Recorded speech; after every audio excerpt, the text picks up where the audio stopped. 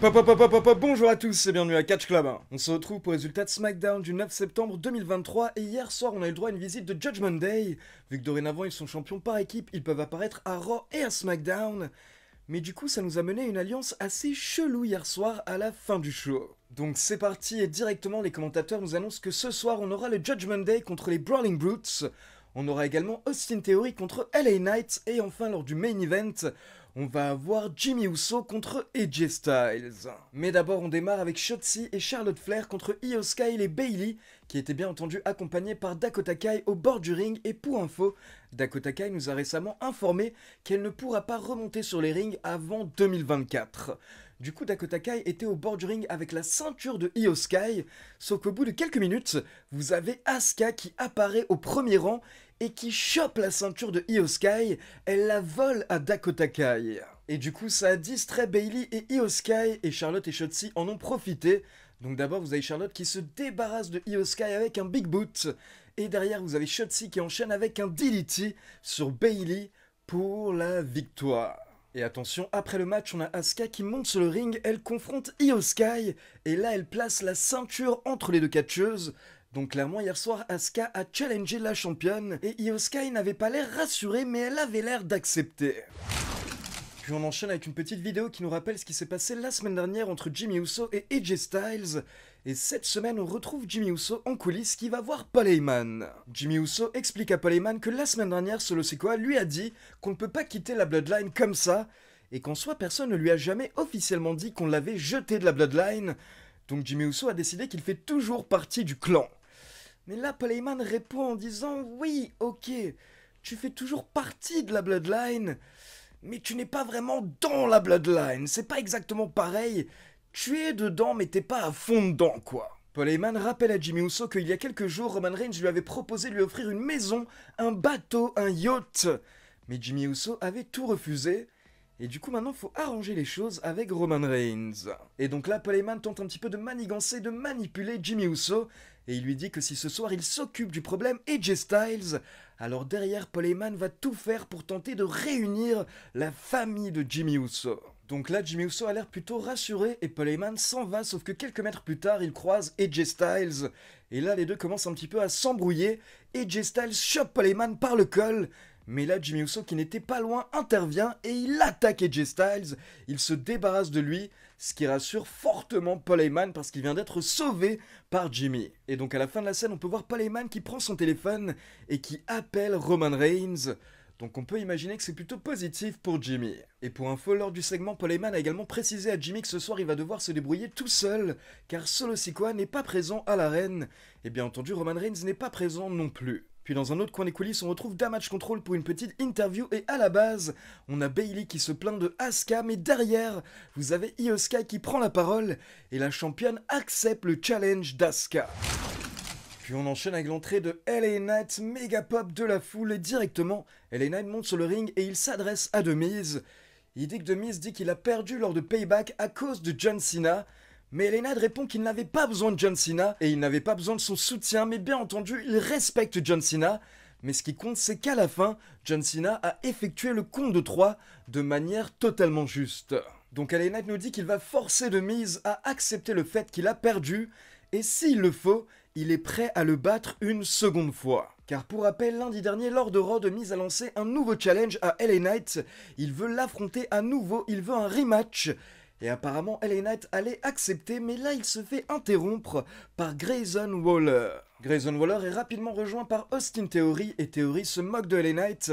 Theory nous dit qu'il a déjà battu John Cena, il va également battre LA Knight ce soir, et comme ça, The Miz n'aura même plus besoin de s'occuper de lui. Mais LA Knight répond simplement en disant qu'il va botter les fesses de Austin Theory à travers toute l'arène. Donc on enchaîne avec le match, et pour info, Grayson Waller était à la table des commentateurs pendant le match, et il a également tenté d'intervenir, notamment à un moment, il a enlevé un turnbuckle pour que Austin Theory puisse l'utiliser, mais malheureusement ça n'a pas suffi, ça n'a pas aidé Theory, et à la fin, LA Knight a réussi à porter son Blunt Force Trauma pour la victoire. Puis on passe en coulisses dans le bureau de Adam Pearce qui est avec Paul Heyman. Et là, Paul Heyman tente de soutirer des informations à Adam Pearce et il demande à Adam Pearce quelle va être la superstar de Raw qui va passer à SmackDown en échange de Jey Uso. Mais Adam Pearce répond que ce n'est pas lui qui prend ce genre de décision, ce sont des personnes qui sont bien au-dessus de lui, et du coup il n'est absolument pas au courant, il n'a pas la réponse. Et là, Paul Heyman et Adam Pearce sont interrompus par LA Knight, qui vient exiger son rematch face à The Miz, et Adam Pearce accepte, il dit que le match aura lieu la semaine prochaine, donc c'est officiel. Par contre là, vous avez Paul Heyman qui intervient. Paul Heyman se présente à LA Knight, il dit que pour le moment ils ne se sont pas encore rencontrés, et il serre la main de LA Knight, donc à la base, on pense que Paul Heyman est en mode gentil, mais d'un coup, il explique à LA Knight que la prochaine fois qu'il viendra dans le bureau de Adam Pearce, s'il voit que Paul Heyman est déjà en train de discuter avec Adam Pearce, alors LA Knight ferait mieux d'éviter de rentrer. Donc Paul Heyman était vraiment hautain avec LA Knight et il lui demande s'il a bien compris. Mais là, on peut voir que LA Knight n'a pas apprécié, donc il se rapproche du visage de Paul Heyman et il dit simplement yeah.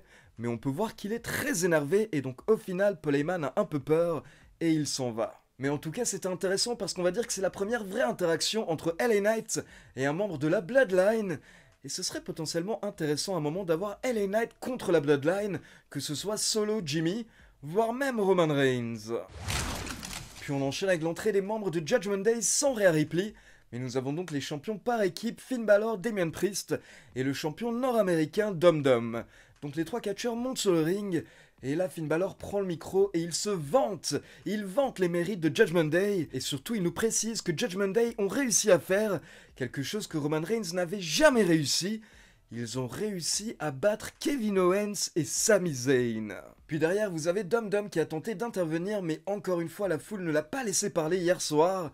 Mais du coup, ils ont été interrompus par les Brawling Brutes, Ridge Holland et Butch. Ridge Holland et Butch nous disent que c'est Fight Night, donc c'est parti avec les Brawling Brutes contre Finn Balor et Damian Priest. Et petit détail intéressant, pendant le match, on peut voir que Pretty Deadly sont en coulisses, et ils sont en train de regarder le match sur un écran, mais pour rappel, l'un des deux membres est toujours blessé. Et donc là, on a eu un bon petit match d'environ 10 minutes, et à la fin, vous avez Ridge Holland qui se prend le combo Chokeslam coup de grâce pour la victoire. Mais attention, ce n'est pas terminé car après le match, vous avez la musique de Bobby Lashley qui démarre. Et là, Lashley fait son entrée avec les Street Profits. Et donc les trois catcheurs viennent confronter Damian Priest, Finn Balor et Dom Dom dans le ring. Et pour info, lors de la promo de Judgment Day avant le début du match, Judgment Day avait expliqué qu'à l'heure actuelle, la Bloodline est en train de s'effondrer, et donc c'est Judgment Day qui va reprendre le pouvoir. Mais justement, à ce moment-là, après le match, Bobby Lashley prend le micro et il dit qu'en effet, la Bloodline est bien en train de s'effondrer.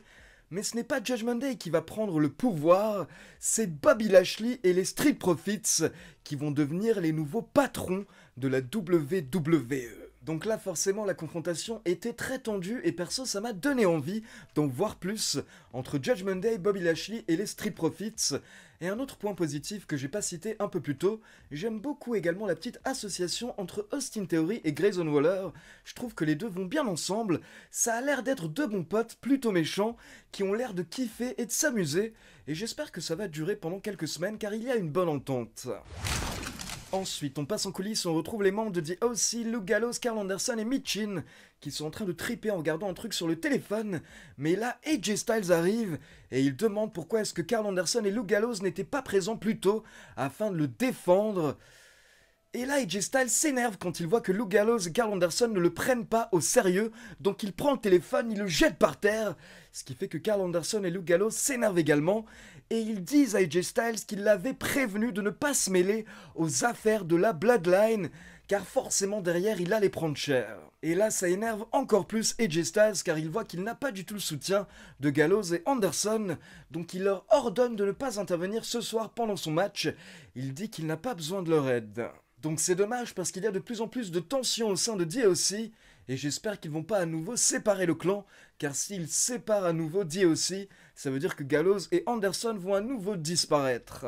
Derrière, on a le droit à une petite promo de Asuka qui nous promet qu'elle va récupérer sa ceinture dans 2 semaines à SmackDown.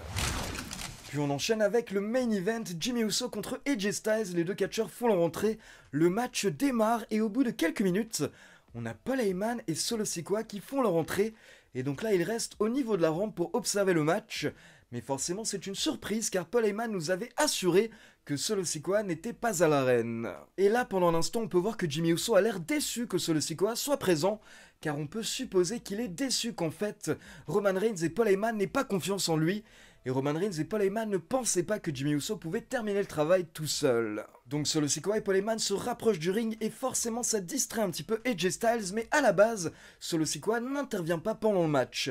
Et quelques minutes plus tard, AJ Styles se retrouve à l'extérieur du ring, et là il décide d'attaquer, il porte un kick à Solo Sikoa, puis derrière il jette Jimmy Uso contre le poteau de coin de ring, puis il ramène Jimmy Uso dans le ring, et là il effectue le phénoménal forearm pour la victoire. Donc au final, même s'il était entouré par les membres de la Bloodline, AJ Styles a tout de même réussi à s'en sortir, et on peut imaginer que ça va fortement déplaire à Roman Reigns. Donc directement après le match, AJ Styles quitte le ring, car il veut éviter une fessée. Mais là, d'un coup, alors qu'il est sur la rampe, AJ Styles se fait attaquer par Damien Priest et Finn Balor. Et là au début j'ai pas compris car ça n'a aucun sens en fait que les membres de Judgment Day viennent attaquer AJ Styles, mais en tout cas ils l'attaquent et à la fin du show ils le jettent dans le ring un petit peu comme un cadeau, une offrande aux membres de la Bloodline Jimmy Uso et Solo Sikoa. Donc là vraiment on ne comprend pas trop pourquoi est-ce que Judgment Day a aidé la Bloodline, mais en tout cas la Bloodline en profite.